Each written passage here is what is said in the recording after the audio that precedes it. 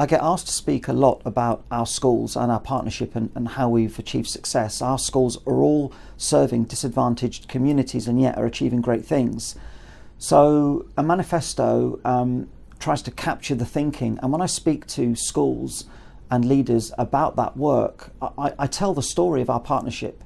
I also tell the story of our recent history in education in terms of how the perception of which children can achieve or can't achieve has infiltrated thinking in the past.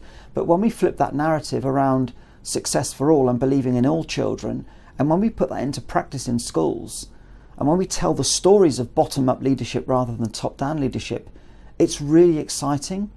And so if I talk to schools at conferences or events, I tell the stories, but I also give teachers practical tools, takeaways, ideas, stimulate thinking within the room to support practitioners in developing the confidence to lead differently in their own schools.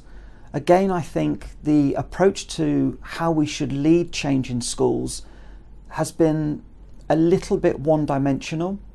I hope that through talking to teachers and working with schools, we can show that it's a multi-dimensional approach and that all leaders can lead change successfully for the context with which their school is situated in, if we focus as much on the cultural aspects of leading change as much as the instructional levers. The most common question or comment that is made when I'm speaking to teachers and leaders at conferences is that we want to do this, we believe in it, we value this, but we can't. So I hope both through the book and also speaking to teachers, the message is you have permission to lead. Revolutions start in classrooms, not in head teachers' offices, and certainly not at central government level. We've got to change that perspective so that teachers feel more empowered and feel more able to lead, because at the end of the day, it's teachers and school leaders who know their schools and their communities best. If they have the permission to lead, if they have the autonomy to lead well, coupled with the knowledge and skills about what works really well, anything can be achieved and anything is possible. One of the things we believe in our partnership is that the environment drives behaviour, and so the learning environment at both Woodhill and Foxfield primary schools and across the partnership is something that we prize as the invisible teacher.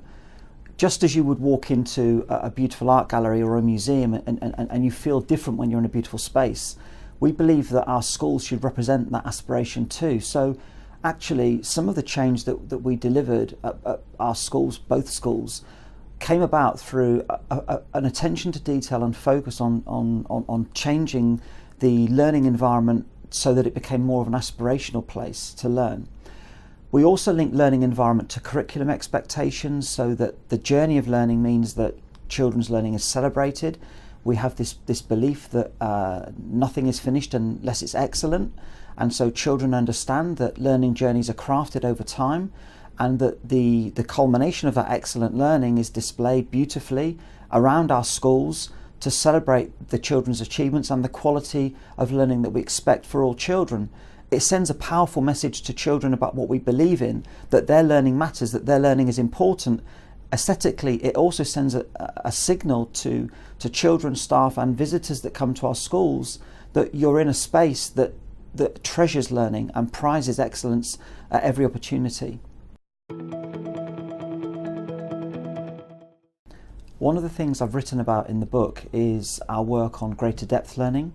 For us, greater depth learning is not just for the domain of more able students. It's something that we believe all children can achieve if they're taught the skills and if they're taught the affective domain qualities that they will need in order to achieve greater depth.